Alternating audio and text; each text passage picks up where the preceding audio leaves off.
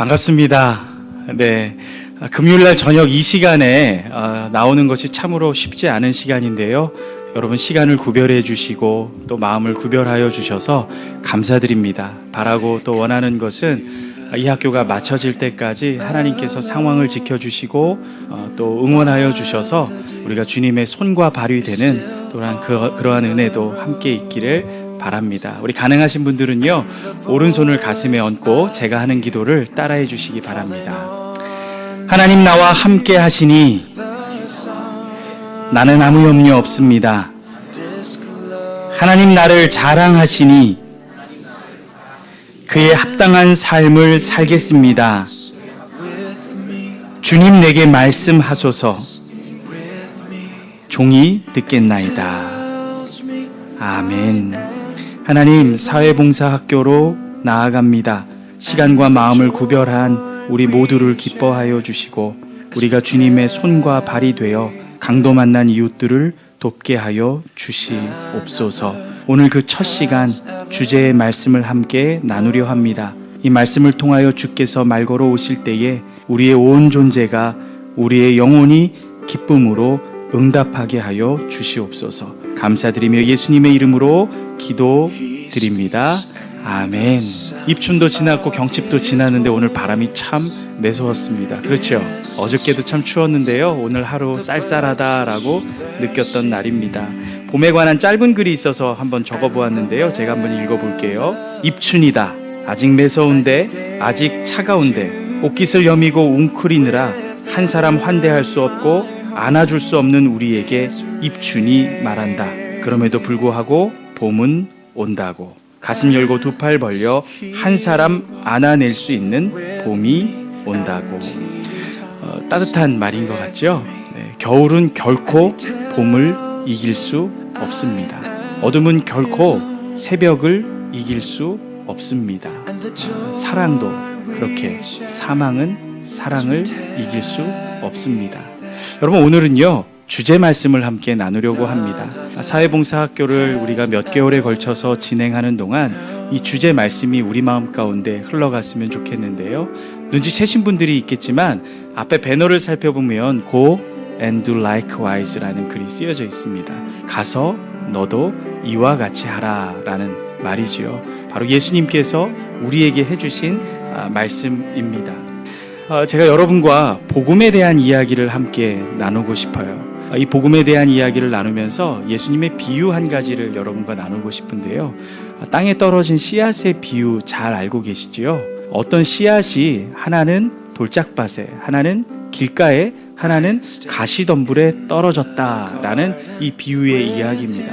이스라엘은요, 우리와 같이 땅을 간 다음에 씨앗을 파종하는 것이 아니라 그냥 맹지에, 거친 땅에 씨앗을 흩뿌리기를 한 다음에 그 땅을 갈아엎으면서 씨 뿌리기를 합니다. 지형적인 특성이겠죠. 그러니까 이 씨를 흩뿌리다 보면 이 씨가 덜어는 길가에 떨어질 때도 있고, 덜어는 바위 위에 떨어질 때도 있고, 덜어는 가시 덤불 위에도 떨어져 있다라는 것이죠. 여러분, 우리는 이 비유의 이야기를 들을 때 교훈으로 어떤 결론을 내렸냐면, 옥토와 같은 밭이 되자. 그래서 씨앗을 잘 받아들이고 그 씨앗을 30배, 60배, 100배의 열매를 맺는 옥토가 되자. 그래서 우리가 열심을 내자. 그런 결론을 내렸습니다. 근데 이 비유를 조금 더 자세히 보면 그런 결론이 아닙니다. 돌짝밭과 가시덤불과 길가와 같은 상태는 우리를 이야기하는 거예요. 우리의 마음을 이야기하는 것이지요. 복음이 우리 가운데 왔으나, 예수 그리스도께서 성육신하시어 이 세상 가운데 오셨으나 이 세상은 어떠했습니까? 길가와 같았습니다. 새들이 금세 와서 그것을 삼키워 버렸죠. 주님께서 이 세상 가운데 오셨으나, 우리 가운데 오셨으나 이 세상은 어떻게 하였습니까? 가시덤불과 같았습니다. 이 가시덤불의 기운으로 자라지 못하게 한 것이지요. 또 주님께서 이 세상 가운데 오셨으나 이 세상은 어떠했습니까? 그것을 삼키고 침뱉고 죽였습니다. 바로 이 세상의 어떠함을 고발하는 것이 돌짝밭이고 길가고 가시덤불이라는 것입니다. 주님이 오셨으나 우리가 한 일은 무엇입니까? 침뱉고 비난하고 삼키고 죽이는 것이 바로 우리가 한 일입니다. 우린 그것을 기억하는 사순절을 보내고 있는 것이지요. 여러분, 여기서 놀라운 진리가 있는데요. 우리의 상태는 그렇다라는 거예요. 다친 우리의 마음은 그럴 수밖에 없다라는 거예요. 근데 우리가 죽였는데요. 한 알의 밀이 땅에 떨어져 죽었는데 뿌리를 내리고 싹을 틔우고 그 형편없는 땅을 꽃밭으로 만들어냅니다. 30배, 60배, 100배 열매를 맺는 꽃밭으로 만든다라는 것이죠. 여러분, 이것이 복음입니다. 동토와 같은 땅, 아직 봄을 기다리고 있는 그 땅에 하나의 씨앗이 내려와서 죽을 수밖에 없었는데 죽은 그 씨앗에서 뿌리가 내리고 싹이 자라 꽃을 피웠습니다. 주님께서 우리 마음 가운데 꽃을 피우셨습니다. 여러분, 그래서 우리는요, 꽃밭이 된 거예요. 돌짝밭과 가시덤불과 길가와 같았던 우리 안에 꽃이 피었습니다. 여러분, 이 꽃의 목적이 무엇이에요? 열매의 목적이 무엇이에요? 아름다움과 그 맛에 있지 않습니다. 그 목적은 씨앗에 있죠. 또 이 다른 씨를 파송할 수 있게 된 것입니다. 우리가 그 사랑을 받고 그 사랑을 다시 전할 수 있게 된 것이죠. 바로 그것이 예수 그리스도께서 오신 이유입니다. 오늘은 복음의 이야기를 여러분과 조금 더 나누려고 합니다. 주님께서 오신 이유가 무엇일까? 주님께서 성육신하시어 우리의 삶 가운데 오신 이유가 무엇일까? 가장 큰 이유는요, 하나님과 우리 사이에 단절된 관계를 회복하기 위함입니다. 여러분, 한번 그림으로 보셔요. 하나님과 우리가 이렇게 연결이 되어 있습니다. 이것은 아버지와 자녀로 연결이 된 것이죠. 하나님과 우리가 이렇게 연결되어 있는 상태가 창조의 아름다운 상태입니다.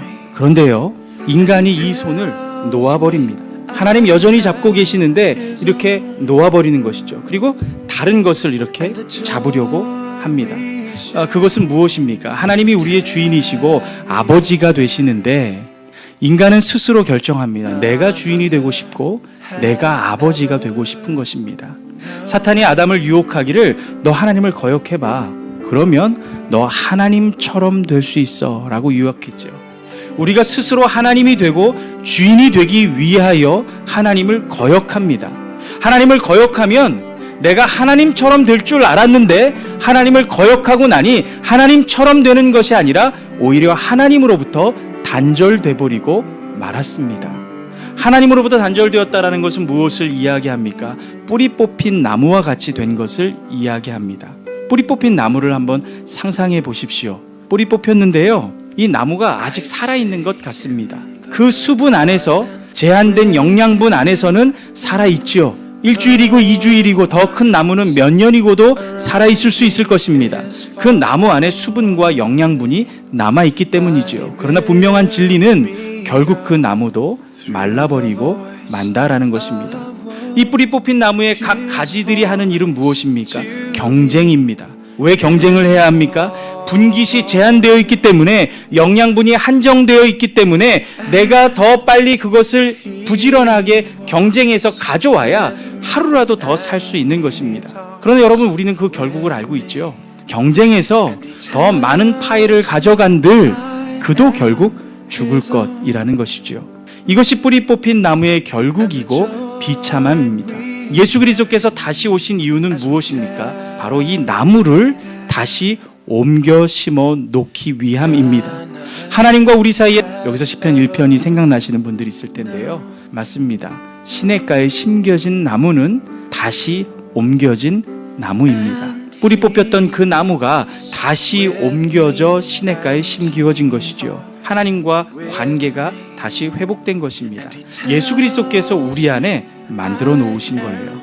아담이 거역함으로 말미암아 하나님과 우리 사이가 단절되었어요. 하나님과의 단절은 모든 것으로부터의 단절입니다. 하나님으로부터 단절이 되면요, 이웃과 단절이 되고 공동체와 단절이 되고 피조 세계와 이 세상과 단절이 됩니다. 모든 것이 파괴되죠. 하나님과의 다시 회복이 이루어지면 공동체와 회복이 되고 이웃과 회복이 되고 세상 문화와 피조 세계와 화해할 수 있게 됩니다. 이것이 복음의 통전적인 회복의 모습입니다. 주님이 오셔서 우리를 다시 하나님과 관계를 회복시키셨는데 궁금증이 하나 생깁니다. 우리가 여전히 죽음 아래 있지 않습니까? 이 세상은 여전히 경쟁하면서 나아가고 있지 않습니까? 이 세상은 부패해 가고 있고 썩어져 가고 있고 우리의 몸은 연약하여져 가고 병들어가고 후패해 가며 늙어가는 것이 사실이 아닙니까? 라고 이야기합니다. 맞습니다. 주님께서 모든 것을 회복했는데 아직 완성되지 않은 것처럼 보입니다. 왜 그렇습니까? 우리가 이미 아직 사이를 살고 있기 때문입니다. 이미 복음이 시작되었는데요. 아직 주님께서 다시 오시지 않았기 때문에 완성되지 않았습니다. 복음이 완성되지 않았다라는 것이 아니라 주님이 다시 오실 날 이 모든 것들이 온전해진다라는 것입니다. 그렇다면 이미와 아직 사이를 살아가는 우리는 어떤 모습으로 살아가야 하는가? 그리스도인들 그리고 이 사회봉사학교가 이야기하는 것이 무엇이냐면 예수 그리스도께서 복음을 시작했고 또 예수 그리스도께서 다시 오셔서 완성하실 것인데 그 사이를 살아가는 우리가 어떤 모습으로 살아갈 것인가? 그것을 이제 여러분과 함께 나누려고 합니다. 여러분, 우리는 어떤 모습으로 이미와 아직 사이를 살아가야 할까요? 예수 그리스도께서 이미 오셔서 시작하신 그 일, 다시 오셔서 완성하실 그 일 사이를 어떻게 살아가야 할까? 여러분, 접붙임이라는 거 알아요? 사과를 접붙이는 것들. 이 나무에 좋은 종자의 가지들을 이렇게 접붙이잖아요. 그러면 이 가지의 열매가 열리는 거 알고 계시지요? 예를 들어서 돌 감람나무라고 해봅시다. 들 포도나무라고 해봅시다. 성경에도 그런 이야기 나오죠. 주님은 나무이고 포도나무이고 우리는 가지이니 우리가 주님 앞에 접붙임을 당하면 우리에게는 생명이 연결되어 열매를 맺는다라는 것 들어보셨죠? 여러분, 주님이 참 감람나무예요. 우리는 돌 감람나무예요. 근데 우리의 가지를 잘라서 주님께 접붙였어요. 그러면 어떤 열매가 열릴까요? 참 감람나무가 열릴까요? 아닙니다. 돌 감람나무가 여전히 열립니다. 왜냐하면 열매는 가지의 것을 맺게 되어 있습니다. 여러분, 이것을 아셔야 될 것 같아요. 무엇을 이야기하냐면 주님이 이 세상을 회복하셨고 다시 하나님과 우리 사이를 연결해 놓았는데 우리의 열매의 모습은 여전히 돌 감람나무 같다라는 것이죠. 들포도와 같다라는 거예요. 그러니까 세상이 조롱하는 거예요. 너희가 그렇게 고상한 척 하더니 너희의 열매가 고작 그거 아니냐. 우리와 다를 바가 무엇이냐라고 이야기합니다. 여러분, 정말 다르지 않습니까? 들포도나무와 돌 감람나무가 세상과 똑같습니까? 그렇지 않습니다. 근본적인 차이가 있는데요. 뿌리 뽑힌 나무에서 열린 열매는요, 결코 그 열매로 다른 일을 부욕해 할 수 없습니다. 이 열매의 목적은 씨앗에 있는 것이 아니라 내가 먹고 배부르게 하는 것에 목적이 있기 때문입니다.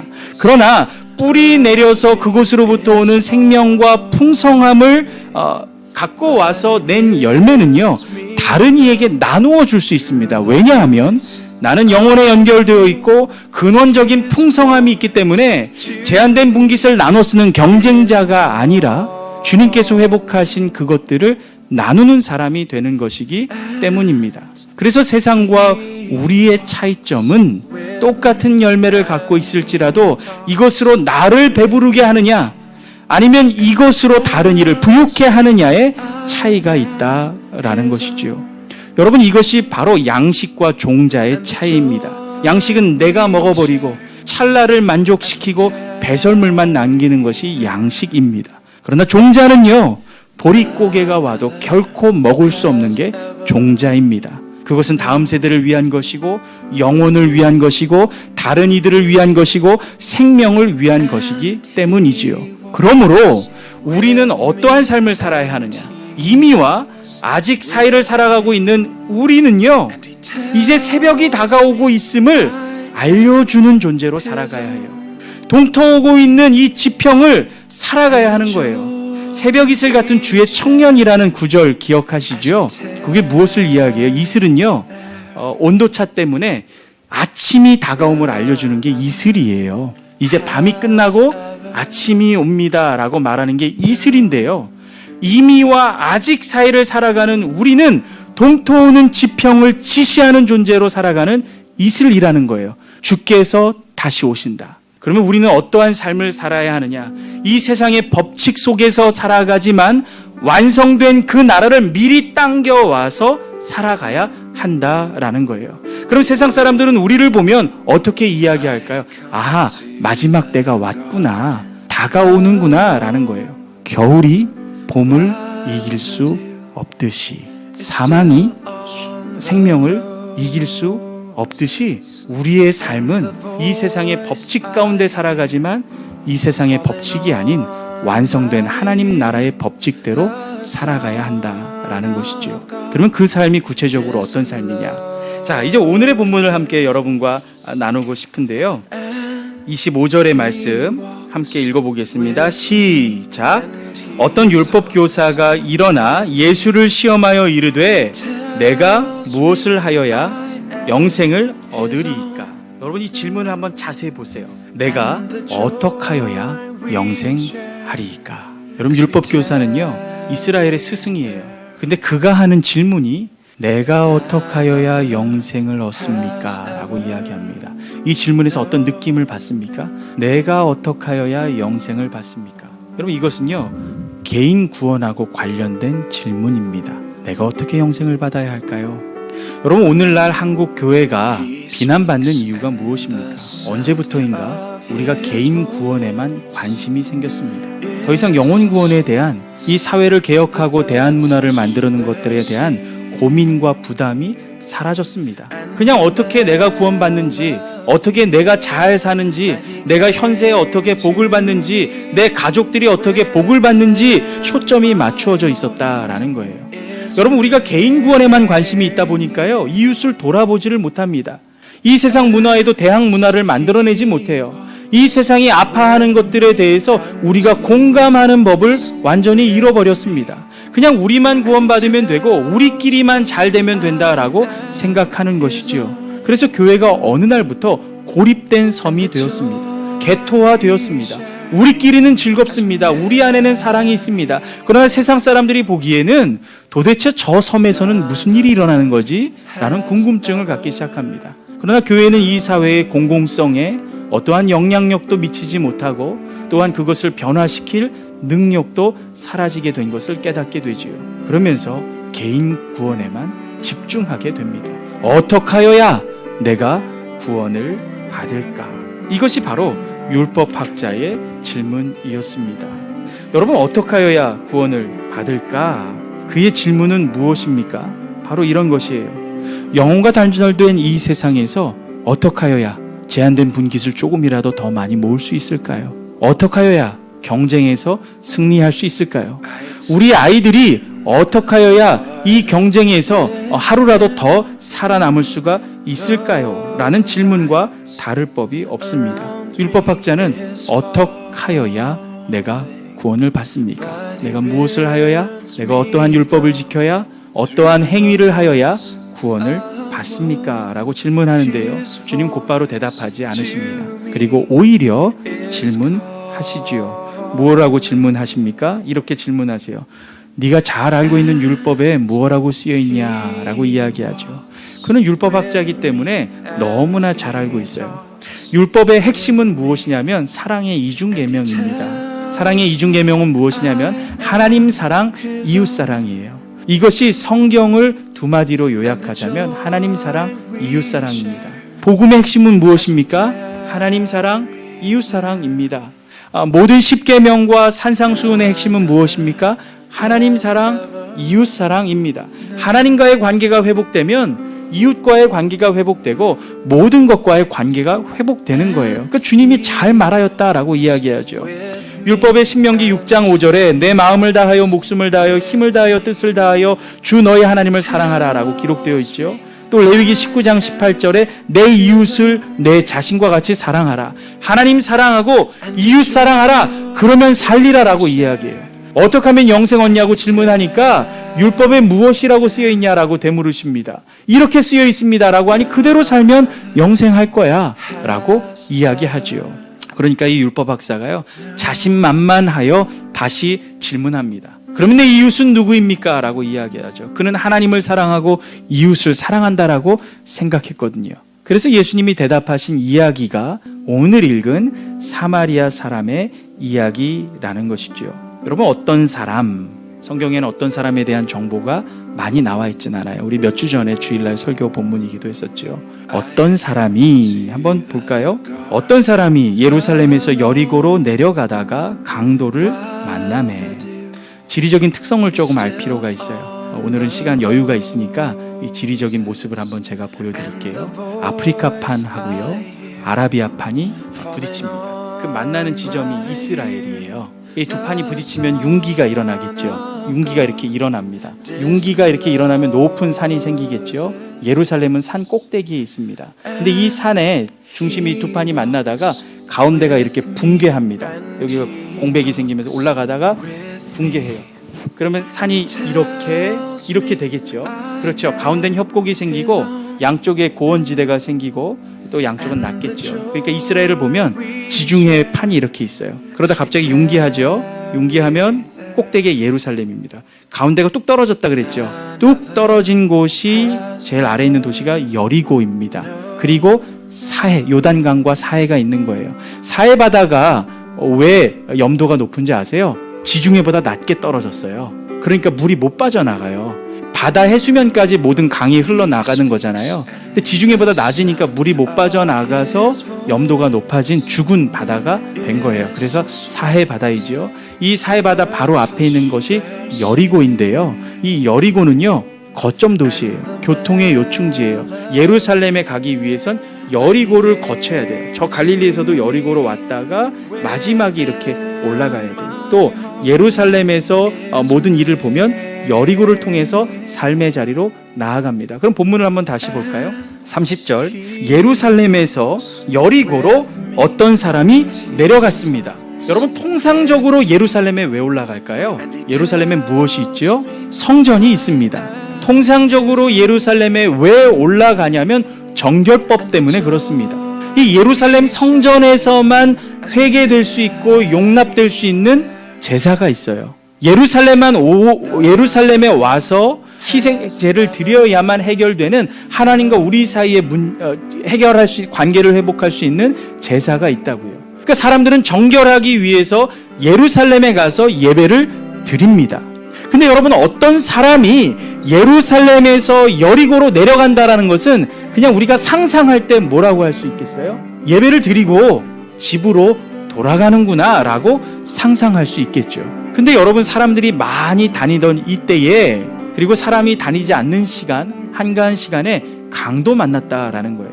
실제로 예루살렘에서 여리고로 내려가는 지형을 살펴보면 그 지역은 사암이에요. 사암으로 된 지형인데요. 사암의 특징은 뭐냐면요, 쉽게 파져요. 그래서 여러분, 넷플릭스의 페트라 그 도시의 그 다큐멘터리를 보면 암벽에 도시를 만들어, 성을 만들어 놓은 걸 볼 수 있어요. 파서 만든 성이거든요. 그것이 이스라엘 지형 가운데 있는 곳인데요. 그렇게 굴 같은 걸 많이 파놨어요. 그래서 사람들이 거기 거주하기도 하고 숨기도 합니다. 그래서 이 예루살렘에 올라가고 내려갈 때는요, 이 중요한 명절이 있을 때 사람들이 어떻게 가냐면요, 함께 올라갑니다. 특별히 상단하고 같이 올라가요. 왜냐하면 상단에게는 사설 군인들이 있기 때문이죠. 시편 120편부터 131편까지 노래 있죠. 성전에 올라가는 노래라고 표지어가 붙어 있는데요. 함께 그렇게 올라가면 이제 성전에 다 왔다라고 하며 이 여리고에서 예루살렘으로 올라가면 노래를 하는 거예요. 그러면 이제 강도들이 얘는 혼자가 아니구나, 무리가 있구나, 상단과 있구나를 깨닫고 숨어서 나오지를 못하는 것이죠. 근데 이 사람은 아마도 혼자 가다가, 내 그림을 저렇게 벌써 찾아주셨어요. 혼자 내려가다가 강도를 만났습니다. 그런데요, 강도를 만났는데 뭐라고 나와 있어요? 옷을 벗기고 때려 거의 죽은 것을 버리고. 여러분, 거의 죽은 것을 버리고요. 죽었는지 살았는지 모르는 것이죠. 그럼 이 상태는 어떤 상태예요? 살려주세요, 살려주세요 할 수 없는 상태입니다. 내가 스스로 나 자신의 구원을 위하여 노력할 수 없는 상태예요. 그대로 두면 어떻게 돼요? 죽어가는 뿌리 뽑힌 나무처럼 다시 옮겨놓지 않으면 죽을 수밖에 없는 죽음에 임박한 존재라는 것이죠. 그런데 여러분, 소망이 생겼어요. 어떤 소망이 생겼어요? 한 제사장이 그 길로 내려간다라는 거. 다행히 하나님의 사람이, 하나님과 우리 사이를 연결하는 매개가 되는 제사장이 지금 그 길로 내려가고 있었대요. 근데 여러분 안타깝습니다. 왜요? 그를 봤어요. 30절에, 31절에. 근데 어떻게 해요? 피하여 지나가고 on the other side라고 이야기해요. 그를 봤는데요. 피하여 지나갑니다. 그럴 수는 없을 텐데 피하여 지나갑니다. 근데 다행이에요. 아직 소망이 있어요. 왜? 32절에 그 예배를 돕는 레위인이 지나갔기 때문이에요. 레위인이 지나갔는데 그도 그곳에 이르러 그를 보고 어떻게 해요? 피하여 지나가되. 이와 같이라는 단어 보이십니까? 저기 써있는 이와 같이죠. 너도 이와 같이 하라라고 예수님 말씀하셨는데요. 그의 이와 같이와 저 이와 같이는 전혀 다른 이와 같이죠. 그도 피하여 지나갔습니다. 여러분, 제사장과 레위인이 피하여 지나간 이유는 무엇 때문일까요? 정결법 때문입니다. 이들은 시체를 만지면 안 되거든요. 부정한 것을 손대면 안 됩니다. 왜 그럴까요? 자기가 만지다 죽어버리면 부정해져요. 부정해지면 예배를 섬길 수가 없어요. 그들은 예배가 우선인 사람들이었기 때문에 부정해지지 않도록 나를 정결하게 지켜야 돼요. 비난받을 수 없다고 생각하겠죠. 근데 여러분, 이들은 비난받아야 됩니다. 왜냐하면 그들의 방향이 여리고에서 예루살렘이 아니라 예루살렘에서 여리고였기 때문입니다. 예배드리러 올라가는 길이 아니라 예배를 마치고 내려가는 길이었기 때문이죠. 삶의 자리로 돌아가고 있었다라는 것입니다. 여러분, 우리들이 예배할 곳이 어디입니까? 예루살렘입니까? 여리고입니까? 여러분, 우리들이 예배할 곳은요, 우리가 대부분의 시간을 보내는 우리의 일상입니다.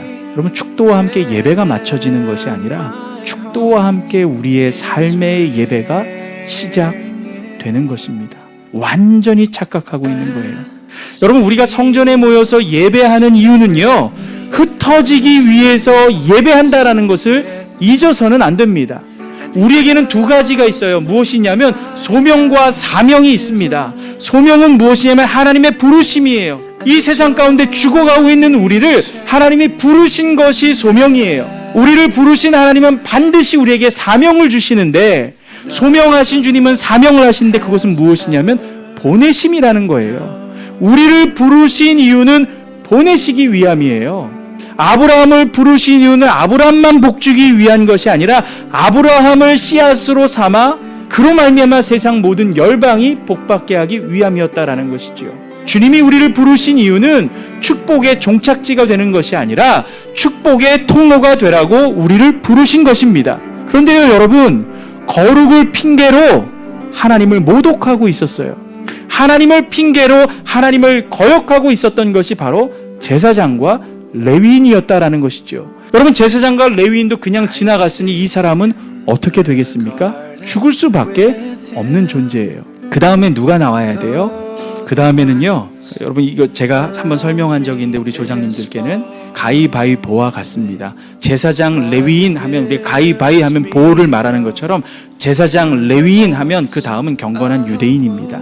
유대인 백성들을 이야기하는 것이죠. 아브라함과 다윗의 자손들을 이야기하는 것입니다. 근데 갑자기 거기 누가 나와요? 사마리아 사람. 이스라엘 백성들이 혐오하는 사람, 이웃의 범주에 들어올 수 없는 그 사람이 갑자기 등장합니다. 주님께서 주의를 환기시키시고 집중시키시는 것이죠.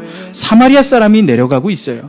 근데 여러분, 이 사람은 예루살렘에서 여리고로 내려가는 중에 이 사마리아 사람들은 뭐하러 여기 왔을까요? 예배하러 오진 못했을 거예요. 왜냐하면 사마리아 사람들 여기서 예배 못 드리거든요. 이방인이라고 해서 성전에 들어갈 수가 없어요. 사마리아 사람들하고 유대인들하고는 아주 깊은 골이 있습니다.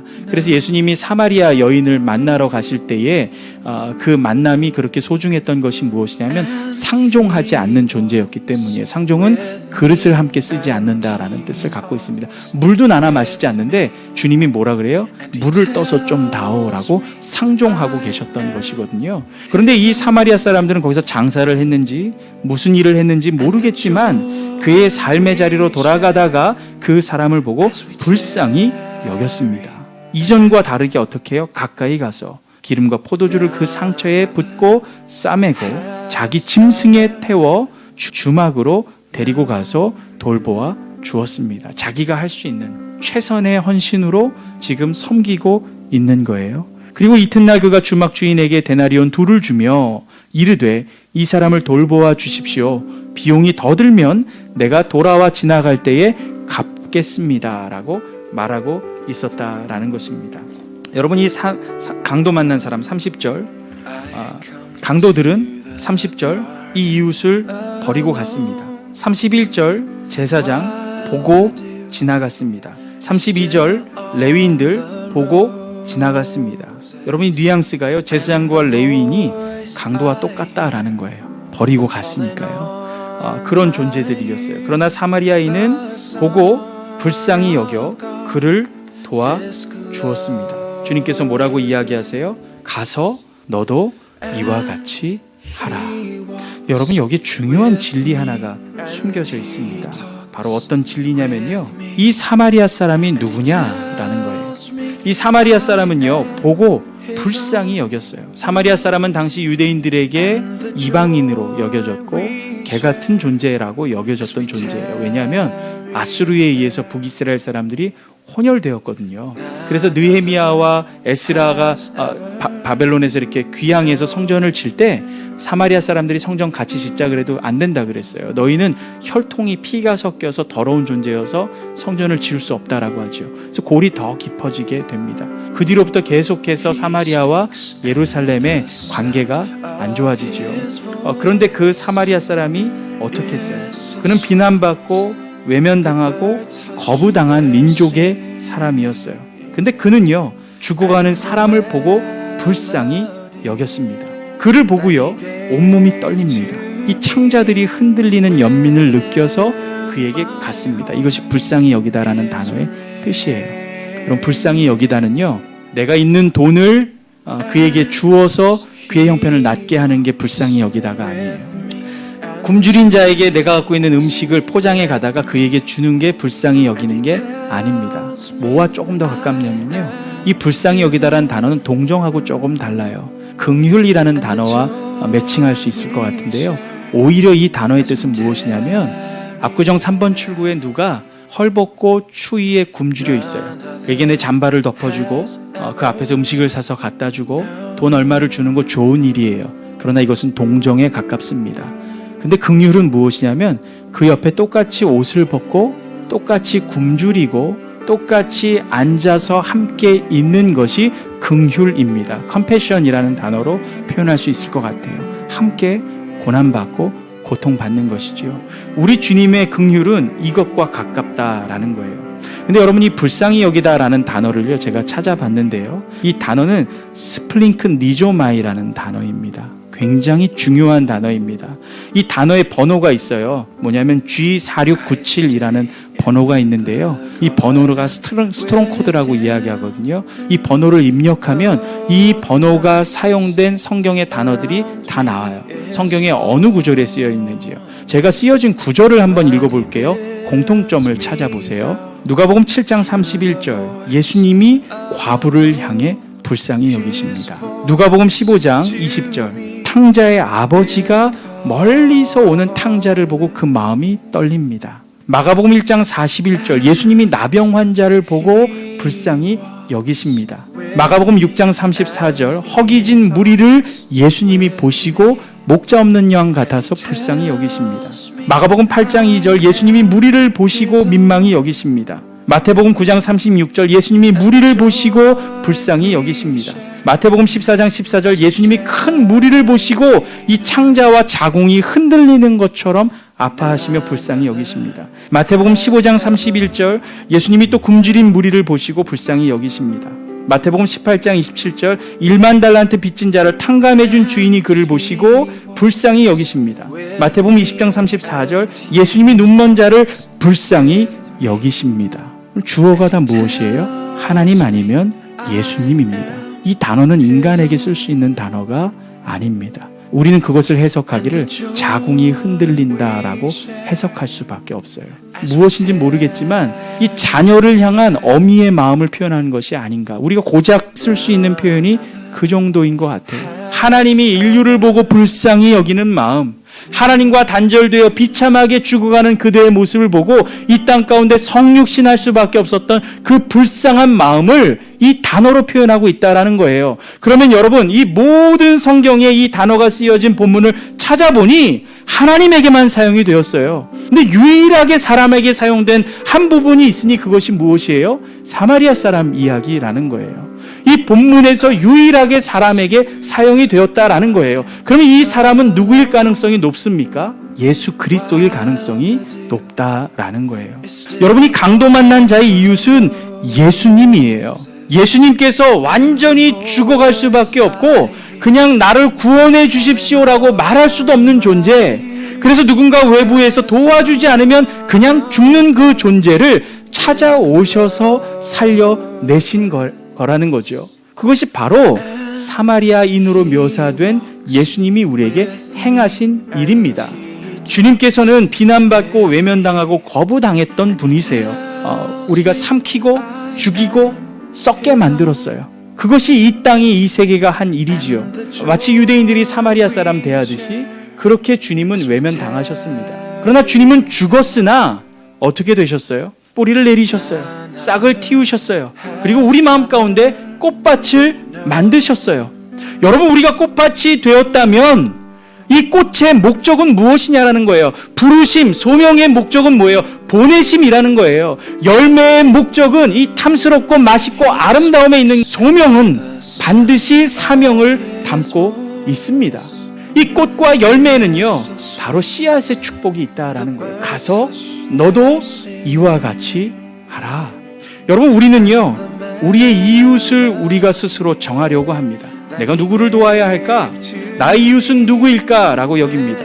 유대인의 이웃은 누구입니까? 유대인은요, 1년에 한 번 6월절마다 선행을 의무적으로 베풀게 되어 있습니다. 그들에게 이웃은 누구입니까? 같은 동족, 같은 유대인이 그들의 이웃입니다. 그리고 조금 더 나아가 이방인이라면 할례를 행하여 우리 유대교 안으로 들어온 사람까지가 우리의 이웃입니다. 그러니 그 이웃을 늘 돕고 있으니 얼마나 자신이 있었겠습니까? 그래서 그는 나의 이웃이 누구입니까? 라고 물어보는 건 자랑하면서 물어본 거예요. 왜냐하면 나는 율법에 정한 내 이웃을 돕고 있기 때문이었죠. 그러나 주님은 정반대로 이야기합니다. 너로부터 시작된 이웃이 아니라 강도 만난 자의 이웃이 누구냐라고 물으시는 것입니다. 여러분, 실제적인 그의 필요가 무엇인지, 내가 도울 수 있는 것이 있네, 내가 먹을 것이 있네, 이거 어떻게 하지가 아니라 그의 필요가 무엇인지 알고 그를 돕는 그의 이웃이 누구냐라는 거예요. 질문하시니까 뭐라고 대답해요? 사마리아인입니다라고 이야기하지 않아요. 그 입에 사마리아라는 단어를 담기 싫은 거예요. 그래서 뭐예요? 그를 도운 사람입니다. 그에게 은혜를 베푼 사람입니다 라고 이야기하죠. 그러니까 주님이 뭐라고 이야기해서 가서 너도 이와 같이 하라 라고 말씀하십니다. 여러분, 가서 너도 이와 같이 하라 라는 이 말은 무엇이에요? 너도 예수와 같이 하라 라는 거예요. 강도 만난 자는 누구예요? 저와 여러분이었습니다. 하나님으로부터 완전히 단절되어 뿌리 뽑힌 채로 죽어갈 수밖에 없는 비참함의 존재, 강도 만난 자는 저와 여러분이었습니다. 저와 여러분을 주님께서 치유하고 회복하시기 위하여 이 세상 가운데 오셨죠. 그러나 이 세상은 그를 삼키고 죽이고 썩게 만들었습니다. 그러나 주님은 뿌리를 내리시고 싹을 틔우시고 우리 가운데 꽃밭을 만드셨죠. 주님께서 가서 너도 이와 같이 하라라고 말씀하십니다. 여러분, 소명에는 사명이 있다고 이야기했습니다. 부르심에는 보내심을 전제하고 있습니다. 예수 그리스도께서 이 땅 가운데 오셔서 강도 만난 저와 여러분을 살려내셨어요. 성육신 하셨어요. 그리고 주님은 승천하셨어요. 맞죠? 주님 승천하셨어요. 이 세상에 안 계셔요. 그러나 이 세상에 계십니다. 어떻게 계실까요? 성령을 우리에게 보내주심으로 우리가 교회가 되었어요. 성령을 보내주셔서 우리가 교회가 되었는데, 교회로 성육신의 연장이 되게 하신 거예요. 조금 어려운 개념일 수 있는데 다음 시간에 강의입니다. 주님이 우리를 성육신의 연장으로 세상 가운데로 보내고 계십니다. 성육신의 연장이란 무엇이에요? 주님의 손과 발이 된다라는 것이죠. 주님은 오늘도 계세요. 우리 안에. 그러면 이 세상의 강도 만난 자들은 그 주님의 손길 안에서 온전히 회복되어야 한다라는 것이죠. 이것이 바로 저와 여러분의 부르심이며 보내심입니다. 율법학자는요, 내가 어떻게 하여야 구원을 받습니까? 라고 개인 구원을 이야기하였습니다. 그러나 나 자신만을 살리게 하는 양식으로서의 삶이 아니라 다른 이를 부욕해 하고 살리는 종자의 삶, 씨앗의 삶을 살라고 주님이 우리를 초청하고 계십니다. 여러분, 이제 사회봉사 학교에서는요, 이 주제를 갖고 함께 나누게 될 거예요. 우리 이웃은 누구인가? 내가 내 삶에서 내 삶의 여리고로 내려갈 때 만날 수밖에 없는 강도 만난 자들은 누구인가? 그리고 그들의 실제적인 필요는 무엇인가를 고민하기 시작할 것입니다. 우리 도시에 있는 가장 연약한 사람들이 누구이고 그들에게 무엇이 필요한지를 우리가 깨닫게 될 것입니다. 그리고 그들의 필요에 응답할 것입니다. 왜? 우리 주님이 강도 만난 나를 살리셨기에 이 땅을 살아가고 있는 강도 만난 이웃들에게 그 소망을 전하려고 하는 것이죠. 우리가 그 소망을 전할 때 그가 그 은혜 가운데 거하게 되고 그 생명의 연장 가운데 또 예수 그리스도를 만날 것이기 때문에 우리를 주님께서 초청하고 계시고 보내시고 계십니다. 그래서 여러분, 우리가요 이제 몇 개월 동안의 이 삶의 여정 동안에 또 이 시간에 또 강의와 수업들을 통하여서 계속 이 삶으로 초청이 될 것입니다. 그렇게 은혜 가운데 되는 여정 되기를 소망하고 오늘 주제의 말씀을 가름하기로 하겠습니다. 우리 같이 기도했으면 좋겠는데요, 이렇게 기도하면 좋겠습니다. 주신 말씀이 조금 두서없이 계속 흘러갔을 수도 있지만 그 중에서 내 마음 가운데 담아야 할 하나의 말씀을 주님께 올려드리면 좋겠습니다. 주님, 내가 강도 만난 자였습니다. 그러나 주님 내 삶에 오셔서 나를 구원해 주셨습니다. 하나님, 내가 주님의 사랑을 먼저 받은 자이오니 나도 이 땅에 강도 만난 자의 이웃이 되게 하여 주시옵소서. 하나님, 나의 삶의 예배가 교회에서 끝나는 것이 아니라, 축도와 함께 끝나는 것이 아니라, 축도와 함께 교회의 문을 열며 세상에서의 예배가 시작되게 하여 주시옵소서. 우리 그렇게 거듭의 기도하며 나아가도록 하겠습니다. 기도하겠습니다. 하나님, 우리가 이 세상을 책임있게 걷는 동안 만나는 이웃들, 우리와 같은 고통과 외로움을 동일하게 겪고 있는 그들을 외면하지 않게 하시고 지나가거나 건너뛰지 않게 하시고 머물러 함께 있게 하시고 함께 울고 함께 웃게 하옵소서. 주님께서 비참했던 내게 그러했듯이 나도 누군가에게 작은 예수가 되어 웅크렸던 가슴을 펴고 팔을 벌려 환대하게 하시고 사랑하게 하여 주시옵소서. 그래서 그 삶을 통해 그에게 예수가 오셨음을 깨닫게 하는 인생이 되게 하여 주시옵소서. 이제는 우리 주 예수 그리스도의 은혜와 하나님의 사랑과 성령님의 역사 교통하심이 가서 너도 이와 같이 하라 말씀하시는 그리스도의 명령을 따라 살기 원하는 저희 모든 성도들과 그 삶의 자리에서 만나는 강도 만난 자들에게 이제와 영원토록 함께 하시기를 간절히 축원하옵나이다. 아멘. 감사합니다. 우리 하나님께 영광의 박수 올려드리겠습니다.